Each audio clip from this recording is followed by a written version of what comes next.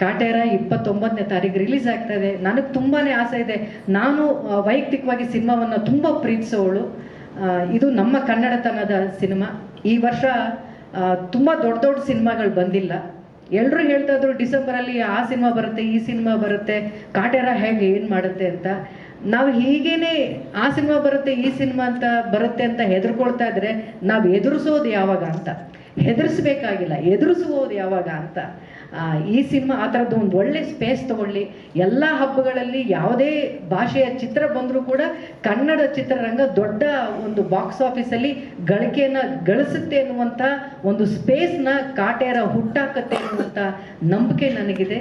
ಅದಕ್ಕೆ ನಿಮ್ಮೆಲ್ಲರ ಮಾಧ್ಯಮದವರ ಎಲ್ಲರ ಒಂದು ಸಹಾಯ ಬೇಕು ಅಂತ ಕೇಳಿಕೊಂಡು, ನನಗೆ ಕೊಟ್ಟಂಥ ಇಷ್ಟು ದೊಡ್ಡ ಸಮಯ, ಸಿನಿಮಾದಲ್ಲಿ ಮಾತ್ರ ಸ್ಪೇಸ್ ಅಲ್ಲ, ಈ ಒಂದು ಪ್ರೆಸ್ ಮೀಟಲ್ಲೂ ಇಷ್ಟೊಂದು ಸ್ಪೇಸ್ನ ಕೊಟ್ಟಿದ್ದಕ್ಕೆ, ತಾಳ್ಮೆಯಿಂದ ಎಲ್ಲರೂ ಕೂತಿದ್ದಕ್ಕೆ ತುಂಬ ಹೃದಯದ ಧನ್ಯವಾದಗಳಂತ ಹೇಳ್ತೀನಿ. ನಮಸ್ಕಾರ.